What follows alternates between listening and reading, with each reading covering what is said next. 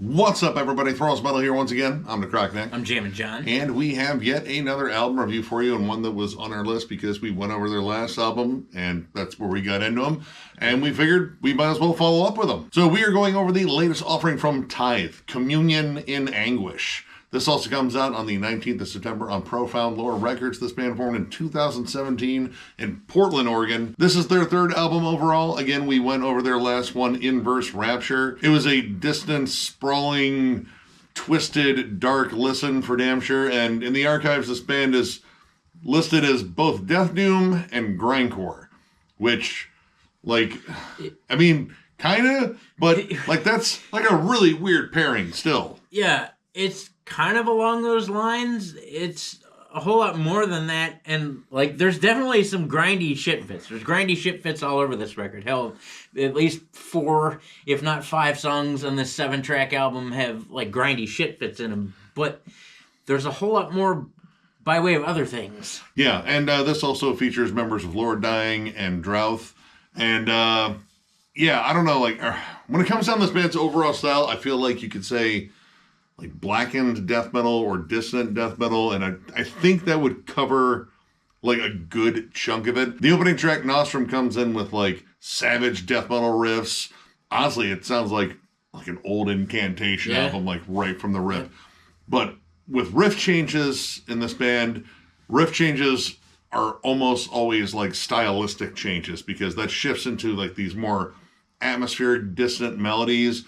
And to their credit, they really utilize dissonance well in here, to the point where I think it's like actually kind of like melodic and tuneful. Mm-hmm. Yeah, and for a 3-piece band, they do a good job of filling out the atmosphere. The atmosphere is dark, fairly dense, very haunting, a lot of dissonant tremolo. Of course, you know me and I love dissonant tremolo, but like that's a majority of what the atmosphere is, plus this like overwhelming static hiss. Yeah, the production here is very raw, very organic sounding. This was actually mixed and mastered by Keith Murrow. And a steady static hiss is very accurate. Like the guitars have like this kind of like gainy quality. Like when they drop down and do like more death metal riffs, like it's definitely got a good body. The tone is just raw and crunchy. But that hiss kind of quality really lends itself to like these more atmospheric tremolos that show up on songs like Infected Blood and Austieri. It sounds full, it sounds massive, and it doesn't like muddy up the bass. The bass is actually very distinct in this entire album. Now, initially, after a couple of tracks into the first two, Nostrum and At the Altar of Starving Children, what a lovely thought. But this initially had like, you know, I heard more death metal riffs, and I figured this was maybe like kind of a turn for the band where they would stay more focused on death metal overall. But as this album opened up, once again, there's a lot more, and a lot more than just death metal, doom metal, and grindcore.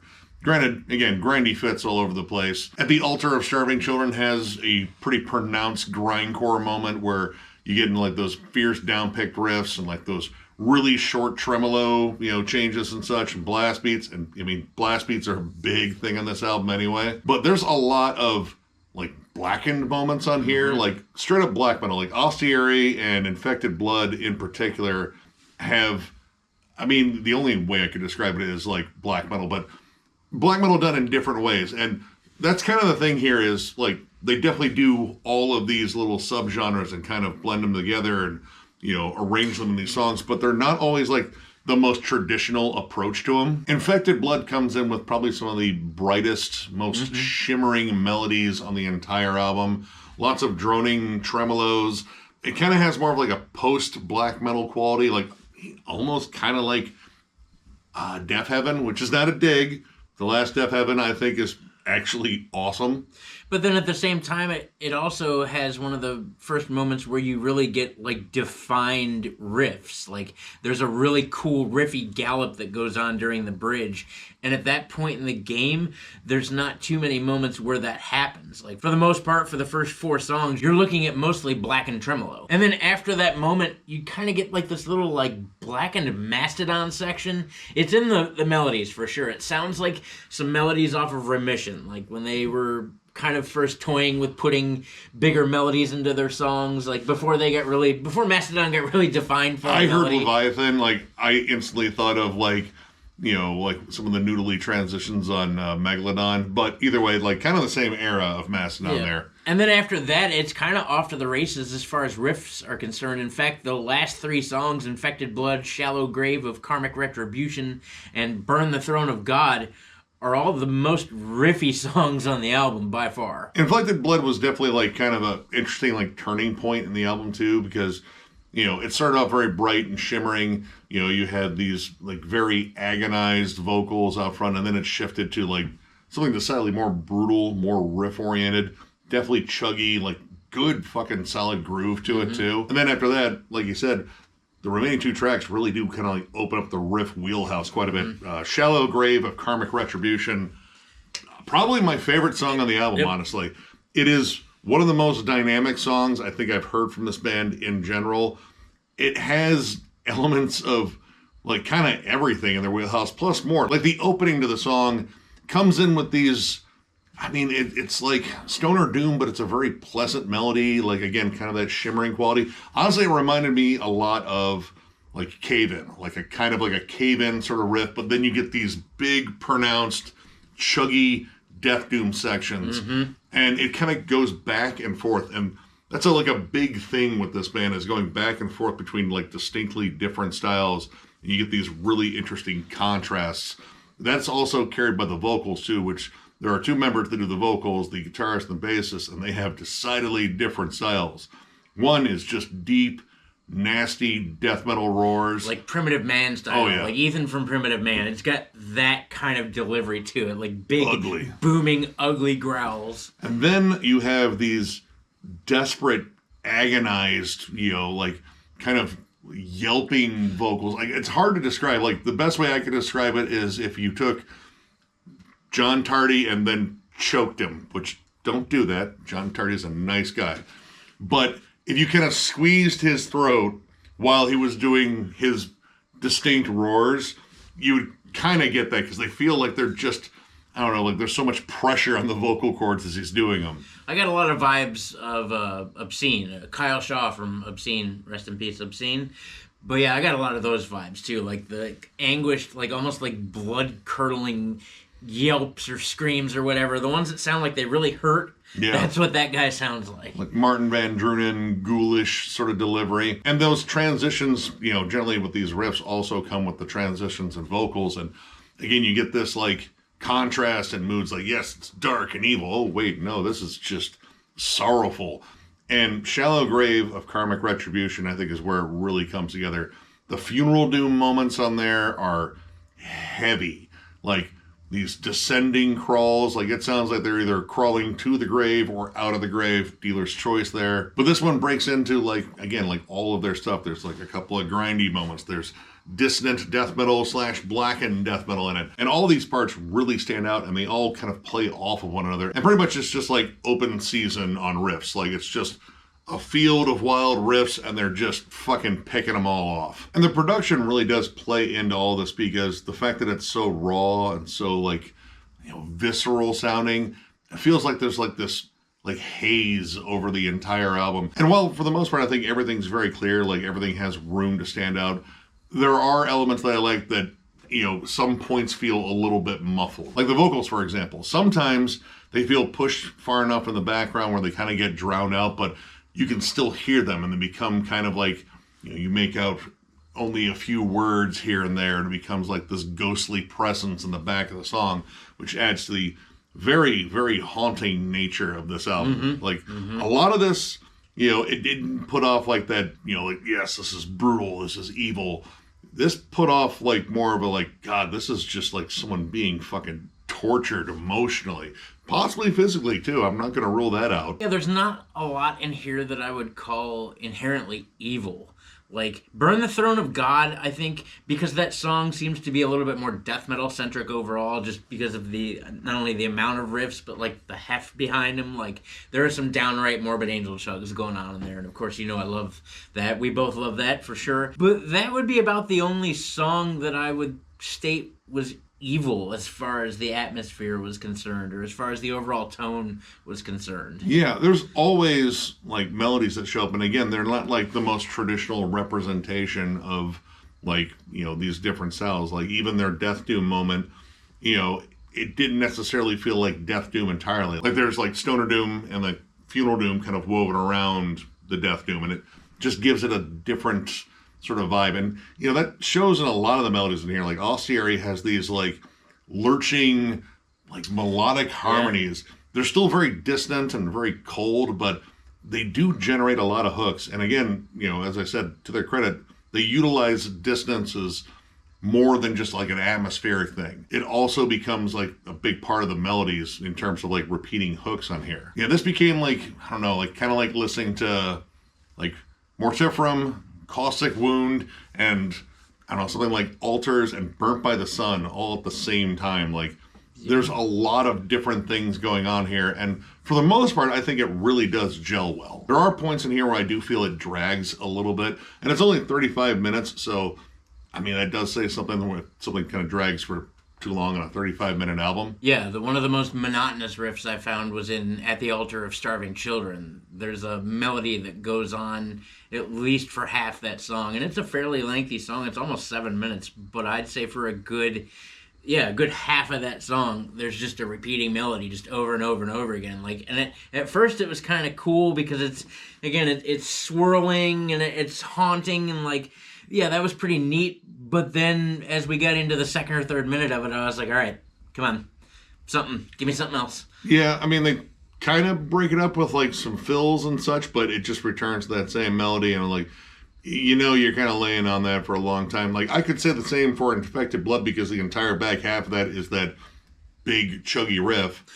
But I kind of like that because there weren't a lot of riffs like that. So, lay on it, growl your guts out over it.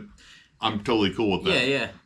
To be honest, there weren't a lot of defined riffs, period. There's a lot of tremolo. Like, there are some definite riffs in the back half of the record, but really in those first 4 songs, it's majority of it being tremolo. They do a great job of filling the space, especially for only having 3 people. Like, it's pretty dense, and that's really cool. And I suppose tremolo fills it more than Chugs does. So, I mean, I get it, but I didn't find a whole lot of riffs. I mean, the riffs that do show up are really solid, for sure.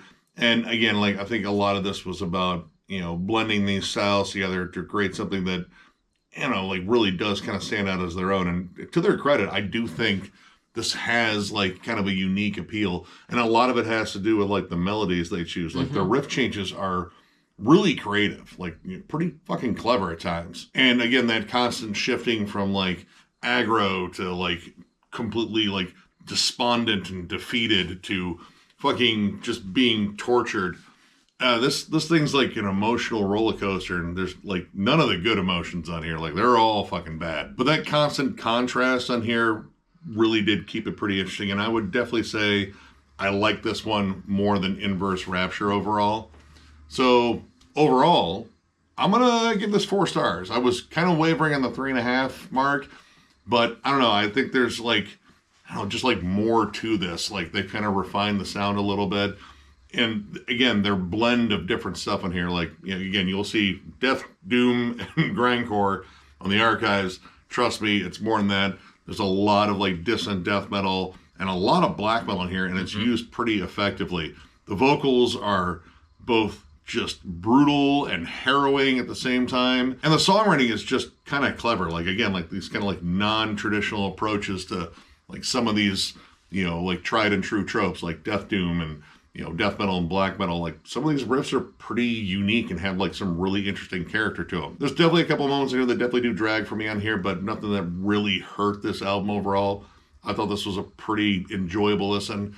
If you're a big fan of bands like Altars, again, like I get a little bit of like Burnt by the Sun in here. I'd also say Hissing, which is a Profound Lore label mate there. That's like peak levels of distance there too. Check this out. Pretty solid album. I'm going to go ahead and give it 3.5 stars. I still really enjoyed it. Again, it's definitely dark and dissonant, things that I like. And I am a sucker for tremolos, especially the deeper tremolos, and this record does definitely have a lot of that. For being as packed full of different subgenres as these songs are, they seem to flow really well, which is cool. Like, even though there were a couple of really monotonous parts, there's good monotony and there's bad monotony. And like in this case, it was kind of a middle of the road monotony. So like I didn't hate it, but it didn't necessarily grab me at all times either. And like I said too, this is rather impressive for a three-piece band to be this dense as far as sound is concerned. A majority of the dynamics in this album, though, at least for me, I found to be in the last three songs, and the last three songs are pretty crushing. You even get a deathdoom moment, which is what they are definitely listed for on the archives, so it's still in there. I like Burn the Throne of God. That track is a beast. It's all the way at the end of the record, but it's a beast nonetheless. The kind of black metal that's being portrayed here, I'm still getting into. Just me personally, like, I like riffy black metal, and I like if the tremolos are gonna happen, that they be deep, dark, and evil, and I didn't get a whole lot of that. Again, I'm not saying I hated it, I'm just saying that there are things that I have come to vibe with more over the years as I get into the more blackened side of things. But overall, this record is a pretty good record. If you're into any of the bands we mentioned, plus Drawn and Quartered. I think I'm gonna put Drawn and Quartered in there, too. Yeah, no, that's fair. Yep. You might want to check this out for yourself. Definitely give it a spin. So, if you enjoyed this review, give it a thumbs up, and if you are new to the channel, subscribe, because we do stuff like this all the time. We also have memberships. They are only 99 cents, and our Lone Perk is doing a members-only live stream, which we will probably do sometime next month, which next month is actually creeping up rather quickly. Either way, membership's the main way to support the channel, and there's a join button down there for you to join up so you can tithe us. That's right. Yeah, you have to pay to be in our cult. I mean, if you want to, you don't really have to pay. You don't have but to. You could. It's there. Yep. Yeah, but you don't have to. We're not required. Join our cult. Anyway, yeah, you don't have to, in spite of what we may say. Because we do stuff that is non-members as well. In fact, a majority of our stuff that we do is non-members. Non-members only live streams, which are equally as stupid as the members only live streams, I promise you.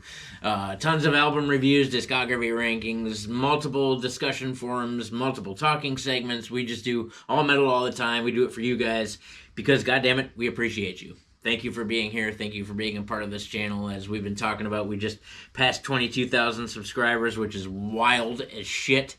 Can't believe it, and we couldn't have got here without you, so yeah, thank you. Yeah, you guys absolutely rule. Tons of content coming your way. So one more big thank you because of all your rulage, and we will catch you later.